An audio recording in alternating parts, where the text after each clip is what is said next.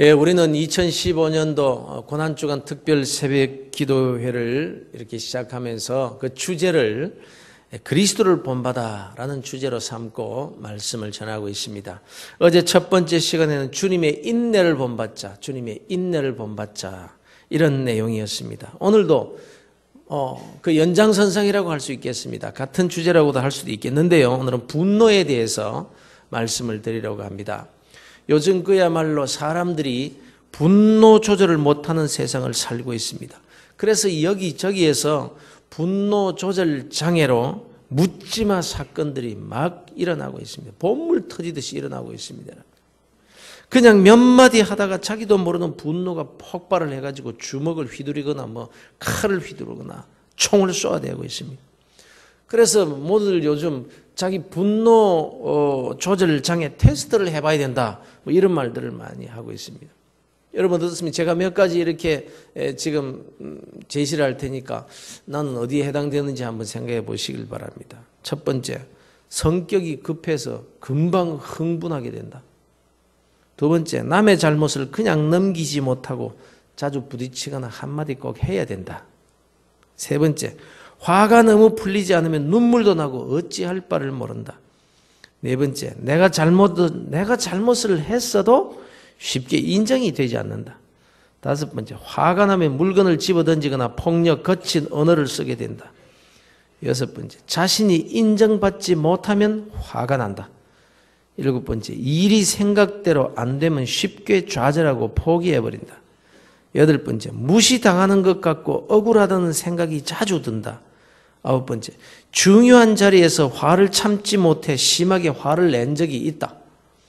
열 번째, 한 번 화가 나면 쉽게 풀리지 않는다. 이런 테스트가 여러 가지 있는데 이런 게 있대요. 여기서 7개, 8개 이상 나오면은 전문가와 상담을 해야 된다. 이런 말을 합니다. 여러분 어떻습니까? 아무튼 이 분노 조절의 장애가 일어나면요, 자기 인생만 망치게 되는 것이 아니라 주위의 가족과 사회에 해를 끼치게 됩니다. 무엇보다도 자기 자신의 건강에 치명적인 또 손상을 가져오게도 됩니다. 의사들이 그래요. 사람이 화가 나면 아드레날린이라고 하는 효소가 우리의 혈류 속에 분비가 되는데, 그러면 근육이 긴장하게 되고 혈압이 올라가고 맥박이 빨라진답니다. 그리고는 속에서부터 어떤 힘이 걷잡을 수 없이 일어나게 된다는 거예요. 그 어떤 힘이겠습니까? 조절이 안 되는 어떤 행동 말하는 거예요. 자기도 모르게 그냥 자기가 조절할 수 없는 그런 힘이, 그런 어떤 행동이 나타나게 된다는 거죠. 그럼 부부 사이에서도 마찬가지입니다. 그냥 늘 하던 대로 평범한 대화를 하다가 그만 언짢은 말 한마디에 참지를 못하고 소리를 버럭 질러버리는 거예요. 그러면 상대라도 꾹 참고 그냥 가만히 있으면 지나가겠는데 그깟 것 가지고 그렇게 화를 내느냐? 그렇게 나오는 그 상대의 태도에 더 화가 나서 그만 뒤집어 엎어버린다는 거예요. 그리고는 화는 더 큰 화를 불러오게 되고 또 더 치명적인 분노로 발전을 해가지고는 본의가 아닌데도 그럴 의향이 전혀 없었음에도 불구하고 파괴되어 버리는 가정이 오늘날 얼마나 많은지 모른다라는 것입니다. 자녀와의 관계도 마찬가지라는 거예요. 한 젊은 아버지가 살인죄로 체포가 되었어요. 뭐 때문에 그랬는가? 이 살인죄로 체포되고 경찰서에 붙잡혀가지고 그냥 머리를 쥐어뜯고 그냥 탄식을 하는데 이유가 뭐냐? 하루 종일 피곤한 몸으로 집으로 들어왔습니다. 이제 좀 쉬고 싶은 마음에 음악을 틀어놓고 이렇게 탁 듣고 있는데 그날따라 이 어린 딸아이가 자꾸 찡찡대는 거예요. 울고 자꾸 보채는 거예요. 자꾸 아무리 달래도 안 되고 그냥 계속해서 찡찡대고 자꾸 오는 거예요. 아무리 달래도 그치질 않으니까 그만 속에서 갑자기 화가 탁 치밀려가지고 아이를 그냥 던져버린 거예요. 설마? 그런데 이 아이가 마루에 머리를 찍고 그냥 죽어버린 거예요. 분노 때문에, 갑자기 일어나는 분노 때문에, 자기 의향과는 상관없이. 그런데 성경의 교훈은 이 분노에 대해서 어떻게 교훈을 하고 있습니까? 너희는 모든 악독과 노함과 분냄과 떠드는 것과 비방하는 것을 모든 악의와 함께 버리고, 노함과 분냄을 가리켜서 악독이며 악이라고 합니다. 골로새서에서는 이제는 너희가 이 모든 것을 벗어버리라. 곧 분함과 노여움과 악의와 비방과 너희 입에 부끄러운 말이라. 화를 내는 것을 가리켜서 그리스도인에게 부끄러운 일이라고 말씀합니다. 갈라디아서에서는 뭐라고 말씀합니까? 우상 숭배와 주술과 원수 맺는 것과 분쟁과 시기와 분냄과 당짓는 것과 분열함과 이단과 분을 내는 일, 화를 내는 일을 우상 숭배하는 일과 동일시하고 있습니다. 주님께서 산상보훈을 통해서 말씀하시기를 나는 너희에게로느니 형제에게 노하는 자마다 형제에게 화내는 자마다 심판을 받게 되고 이렇게까지 말씀합니다. 성경에서 한결같이 강조하는 바가 뭔가 하면 그리스도인이 화를 내는 것, 분을 바라는 것, 성을 내는 것을 철저히 금하고 있다라는 그런 말씀입니다. 그래서 야고보서에서 말씀하기를 사람의 성내는 것이 하나님의 의를 이루지 못한다. 이렇게까지 단호하게 말씀을 하고 있는 것입니다. 그런데 오늘 우리에게 주신 이 본문의 말씀에 그렇게도 화내는 것, 이 분을 내는 것을 금하고 계신 주님께서 화를 내시는 장면이 나옵니다. 우리는 화를 내면 안 되고 주님은 주님이시기 때문에 화를 내서 된다는 말입니까? 아니, 우리가 그리스도를 본받아야 될 사람들이기에 주님께서도 화를 내셨으니까 우리도 화를 낼 수 있어야 되는 것 아니냐 이 말씀입니다. 그래서 이런 말을 곧잘 하는 거예요. 거룩한 분노는 내도 된다. 거룩한 분노는 내도 된다. 그렇죠. 불의를 보고도 분노치 않는다면 사실 그게 더 문제일 수 있는 것입니다. 왜냐하면 모든 악을 수용하는 자세가 되어버리고 말 것이기 때문에 말입니다. 그런데 여기서 문제는 우리가 거룩한 분노라고 하면서 내는 그 화가 정말 주님께서 내셨던 그런 거룩한 분노가 맞느냐 하는 점입니다. 불의를 보고 화를 내면 그건 허용이 정말 되는 거냐 이 말입니다. 사실 우리가 이런 화를 얼마나 많이 냅니까? 예? TV를 보다가 그 악한 자들이 나오면 입에서 욕이 저절로 나옵니다. 예? 마땅히 법을 지켜야 되고 모범을 보여야 될 자들이 법을 어기고 불의를 행하는 것을 보면 분노가 치밀어 오릅니다. 화가 머리끝까지 납니다.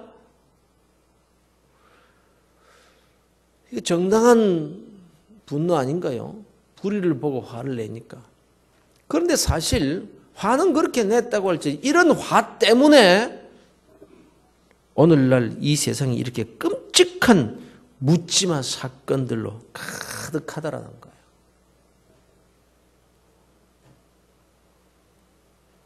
안 그런가요? 화 낼 때는 거룩한 분노 같은데 결과적으로 보면 그렇다면 무엇이 문제이며 우리가 본받아야 될 주님의 거룩한 분노는 도대체 무엇일까 하는 점입니다. 어느 날 주님께서 한 회당에 들어가셨는데 거기에 한쪽 손이 바짝 마른 사람이 있어요. 그런 사람이 있으니까 우리 주님께서 사랑이 많으신 주님께서 그 사람을 볼 때 고쳐주시지 않겠어요? 그 사실을 다 알고 있던 이 바리새인들이 딱 숨어서 예수님을 지켜보고 있습니다. 저 예수라는 자가 저 손 마른 자를 고쳐주나 안 고쳐주나 보자. 이것 때문에 아주 예의주시하고 있었던 것입니다. 왜냐하면 안식일에는 어떤 일도 할 수 없다는 이 계명을 어길 때 딱 올무를 잡아서 체포할 수 있었기 때문입니다. 그런 거로 이와 같은 상황을 볼 때에 그들이 일부러 예수님이 들어오신 그 자리에다가 그 손 마른 자를 딱 앉혀놓고는 들어오시자마자 예수님께서 딱 처음 그 사람을 볼 수 있도록 그 자리에 딱 앉혀놓고는 기다리고 있었다. 아마 그런 것 같습니다. 일부러 올무를 딱 놓고 기다리고 있는 거예요. 예수님이 바로 그 회당에 들어서십니다. 아니나 다를까 함정이 딱 놓여 있는 그 자리에 딱 들어가니까 제일 먼저 바로 손 마른 그 사람이 주님의 눈에 보입니다.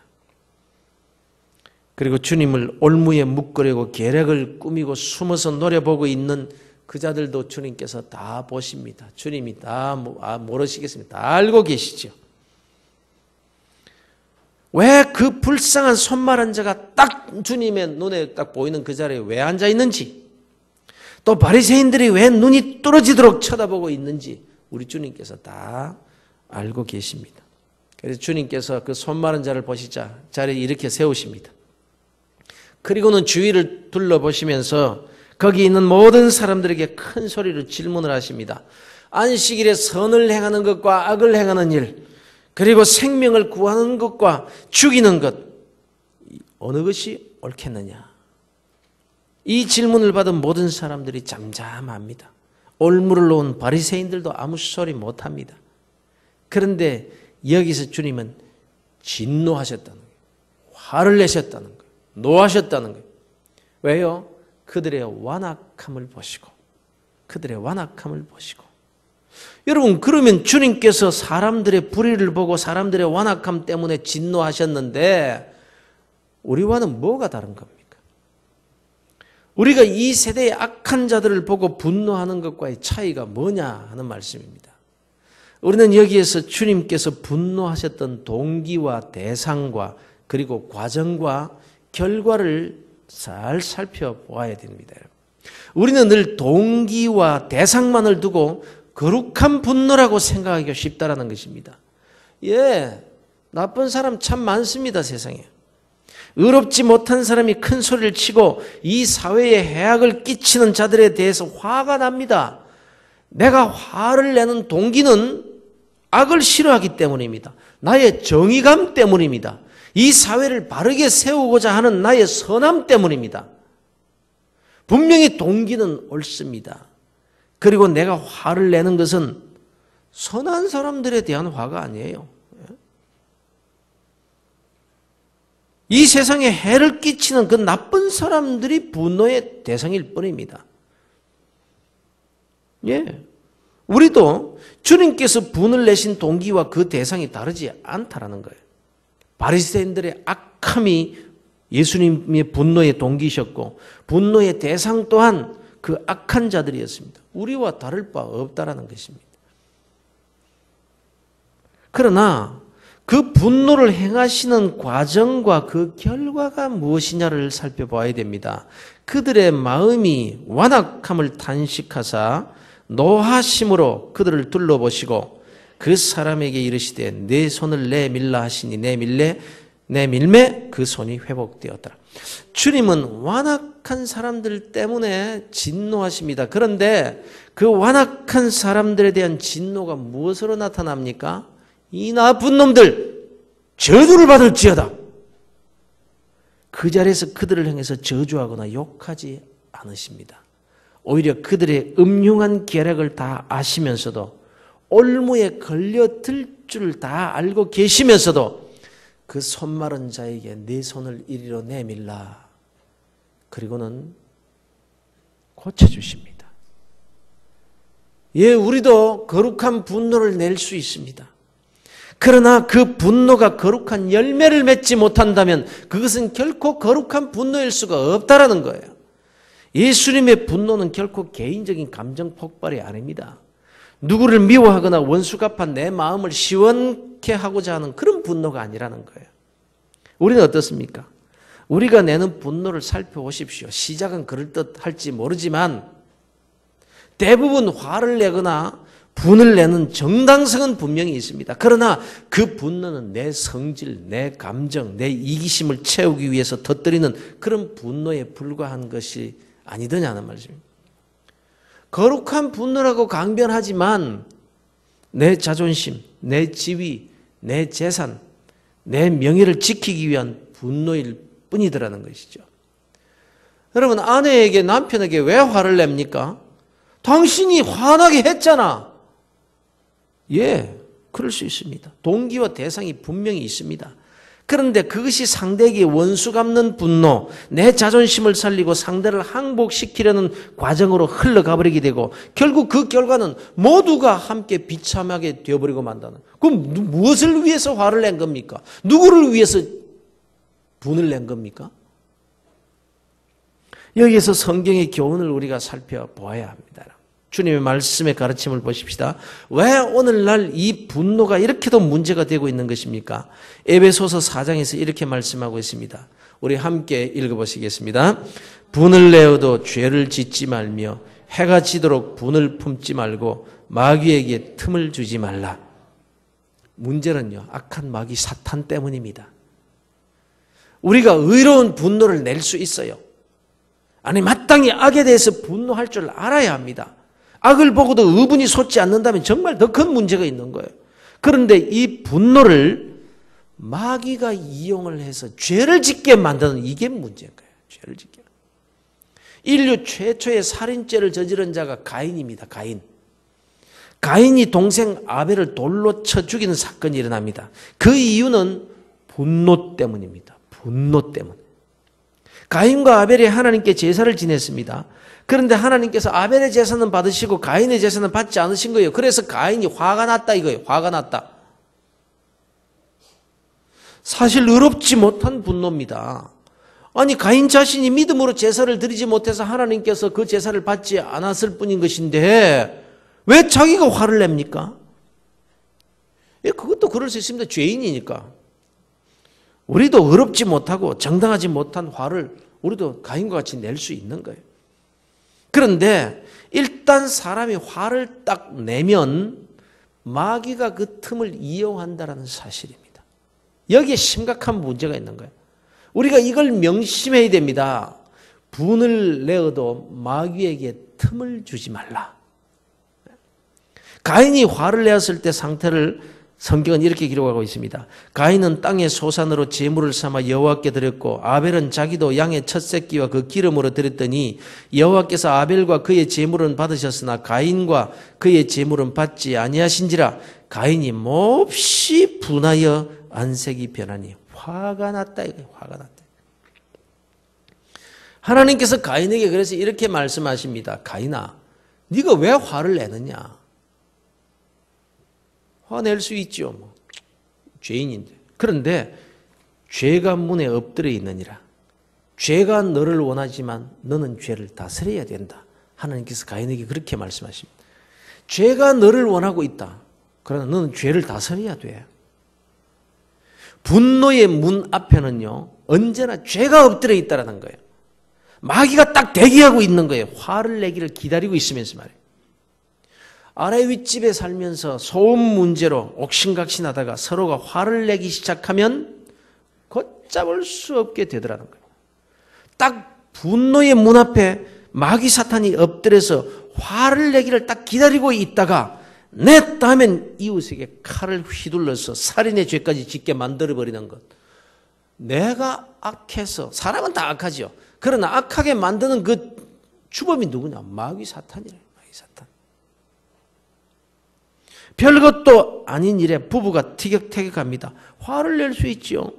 부부가 함께 살면서 의견이 일치되지 않을 때도 있고 또 못마땅할 때도 있고 또 몸이 몹시 피곤해서 신경이 날카로워져 있을 때는 의미 없이 화를 낼 수도 있는 거예요. 그런데 분노의 문 앞에 엎드려 있는 죄, 이게 문제인 거예요. 이게.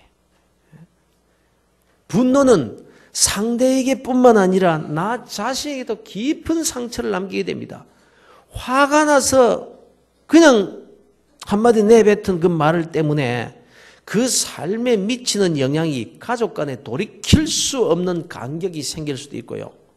그 분노를 마음에 품고 있는 동안 악한 감정이 쌓이고 또 쌓여서 사람을 극도로 미워하게 만들어버립니다. 그 미움은 그 자체로서도 죄가 되지만 자기 자신에게 극심한 스트레스를 주게 되고 상대가 아닌 자기 스스로의 육체와 인생을 망가뜨릴 수 있다는 것입니다. 그래서 이게 참 너무너무 이게 심각한 문제예요. 분노라는 것이. 죄가 문 앞에 엎드려 있느니라. 죄가 너를 원하나 너는 죄를 다스릴지니라. 그러면 어떻게 이 분노로 일어나는 죄를 다스릴 수 있겠느냐 하는 말씀입니다. 하나님께서 가인에게 이렇게 말씀합니다. 여호와께서 가인에게 이르시되 네가 분하여 하면 어찌 됨이며 안색이 변하면 어찌 됨이냐. 내가 선을 행하면 어찌 낯을 들지 못하겠느냐. 선을 행하지 않으면 죄가 문에 엎드려 있느니라. 죄가 너를 원하나 너는 죄를 다스릴지니라. 이렇게 말씀하십니다. 분노로 인한 죄를 다스리는 비결이 뭐라고 하십니까? 네가 선을 행하면 어찌 낯을 들지 못하겠느냐. 선을 행하지 아니하면 죄가 문 앞에 엎드려 있느니라. 죄가 너를 원하지만 너는 죄를 다스려야 되느니라. 무슨 말입니까? 분노를 다스리는 일, 다스리는 길, 분노로 인한 죄를 다스리는 비결이 뭐라고 하는 거? 선을 행하라. 선을 행하라. 이 악한 자들아, 안식일에 선을 행하는 것이 옳으냐, 악을 행하는 것이 옳으냐, 생명을 구하는 것이 옳으냐, 죽이는 것이 옳으냐. 주님은 분노하셨습니다. 그러나 주님은 그 분노의 문 앞에 엎드려 있는 죄를 다스리십니다. 악한 마귀의 권세를 무너뜨리십니다. 어떻게요? 선을 행하심으로. 악한 자에 대한 주님의 분노가 의로움과 사랑의 과정으로 나아갑니다. 내 손을 내밀어라. 주님께서 모함을 받으시고 그들의 음흉한 계략으로 그 병자를 고치시면 어떤 해로움을 당할지 모르는 그 과정에서도 주님은 선을 행하십니다. 고쳐주십니다. 내 손을 이리 내밀어라. 가난한 자의 것을 착취하는 악한 자를 보면 화가 납니다. 어떻게 가진 자가 없는 자, 그 불쌍한 자의 것을 빼앗고 등쳐먹는다는 말입니까? 의분이 일어납니다. 그러나 그 분노 앞에 죄가 엎드려 있습니다. 저런 자들은 이 세상에서 없어져야 된다. 돌로 쳐라, 칼로 그어라, 불을 질러, 총으로 쏴버려. 이것이 오늘날 일어나고 있는 분노의 결과입니다.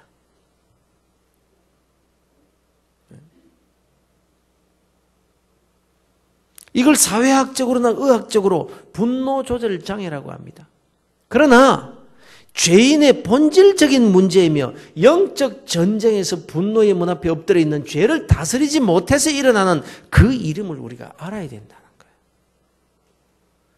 가난한 자의 것을 착취하는 악한 사람들을 보고 의분이 일어나십니까?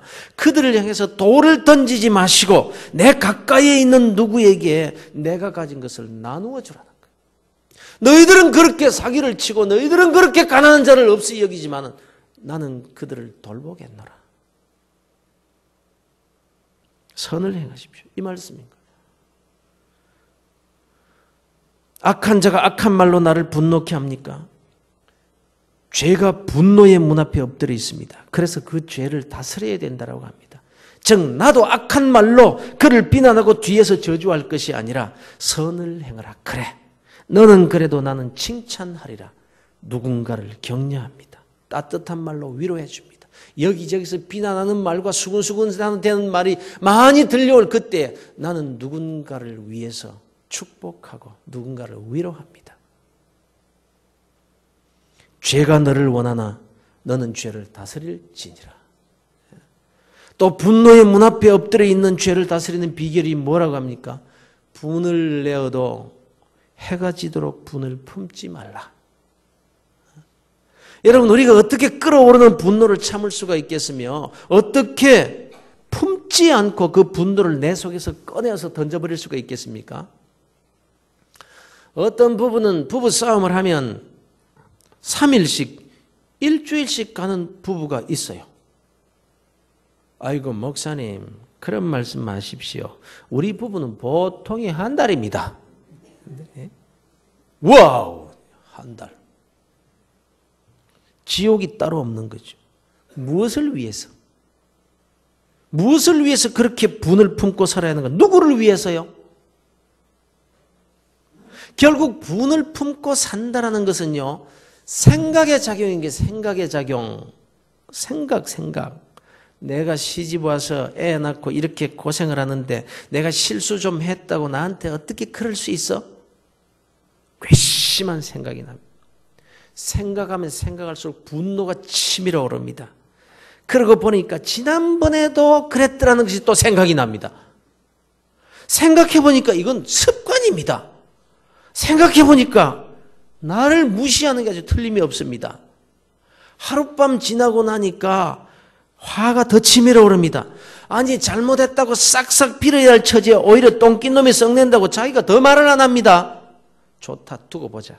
아예 뿌리를 뽑자. 생각하면 생각할수록 더 화가 납니다. 분을 내어도 해가 지도록 품지 말라. 이 말이 무슨 말입니까? 생각을 중단하라 이 말입니다. 생각을 중단하라. 어떤 생각입니까? 억울한 생각, 괘씸한 생각, 미움의 생각, 안 좋은 생각, 의심하는 생각, 과거의 것을 들추어내는 생각, 이거 중단하라. 영적 전쟁이 뭡니까? 우리의 싸우는 무기는 육신에 속한 것이 아니요 오직 어떤 견고한 진도 무너뜨리는 하나님의 능력이라. 모든 이론을 무너뜨리며 모든 생각을 사로잡아 그리스도에게 복종하게 하니. 이게 신앙생활이에요. 생각을 사로잡아서 그리스도의 말씀에 복종시키는 것, 이게 신앙생활이에요. 이게 영적 전쟁이에요. 모든 생각을 사로잡아서 그리스도에게 복종하게 하라. 남편이 내게 분노하게 만들더냐? 내 아내가 너를 화나게 만들더냐? 죄가 분노의 문 앞에 엎드려 있구나. 죄가 너를 원하나 너는 죄를 다스릴지니라. 주님을 생각하라. 주님을 생각하라. 내 아내는 하나님이 허락하신 아내가 아니더냐? 세상에 많고 많은 사람들 가운데 내가 남편으로 만난 사람이 우연히 만난 사람이더냐? 내가 하나님의 섭리와 하나님의 주권을 정말 믿는다면 하나님께서 내게 허락하신 남편이 아니더냐? 내 아내 사랑하기를 내 몸과 같이 하라. 내 남편 사랑하기를 교회가 주님께 대하듯이 그렇게 하라. 아이고 내가 어떻게 그렇게 살아요? 그건 성경 말씀이지 그렇게 어떻게 살 수 있나요? 그러나 생각을 사로잡아 그리스도에게 복종케 하라는 것입니다. 이거 신앙생활이라는 거예요. 자꾸 생각하라는 것입니다. 자꾸 기도하라는 것입니다. 의도적으로 생각을 주관하라. 자기의 생각을 주관하라. 자신에게 계속 명령하라 이 말씀이에요, 여러분. 시편 42편과 43편에 보면 3번씩이나 반복해서 나오는 말이 있습니다. 뭐냐면 내 영혼아 네가 어찌하여 낙심하여 하며 어찌하여 내 속에서 불안해하는가? 너는 하나님께 소망을 두라. 그가 나타나 도우심으로 말미암아 네가 여전히 찬송하리로다. 계속해 보면 내 영혼아 네가 어찌하여 낙심하며 어찌하여 내 속에서 불안해하는가? 내 영혼아 내 영혼아. 이게 무슨 뜻입니까? 자기가 자기를 향해서 지금 명령하고 있는 거예요. 지금 불안합니다. 내가 낙심이 됩니다. 이걸 봐도 걱정이고 저걸 봐도 낙심이 됩니다. 생각하면 생각할수록 자꾸 불안해집니다. 그런데 그럴 때 자기 자신을 향해서 명령하라는 거예요. 야, 내 영혼아, 네가 왜 낙심하냐? 자꾸 자기 자신을 향해서 자신의 생각을 향해서 명령합니다. 내 영혼아, 네가 어찌하여 낙심하고 내 영혼아 어찌하여 내 속에서 불안해하느냐? 내 영혼아 생각을 바꿔라. 하나님을 생각해라. 하나님께 소망을 두라. 그러면 그가 나타나 도우심으로 말미암아 네가 여전히 찬송하는 사람으로 그렇게 살 수 있을 것이니라. 내 영혼아 네가 어찌하여 남편 때문에 아내 때문에 속상해하느냐? 주님을 바라보라. 주님께서 내게 주신 배필이니라. 하나님께 소망을 두고 내가 격려하고 내가 받아주고 내가 섬기면 하나님께서 네 인생을 찬송하는 인생, 복된 인생, 아름다운 인생으로 바꾸어 줄 것이니라. 내 영혼아 내 영혼아 너는 하나님께 소망을 두라. 하나님을 생각하라. 결국 이 싸움인 거예요. 뭐 대단한 것으로 생각하지 마세요. 뭐 하늘에서 뭐 성령의 불이 떨어져 가지고 내가 뭐 선한 사람으로 바뀌는 것 생각하지 마세요. 우린 다 죄인이에요. 다 그래요. 거기서 거기에요.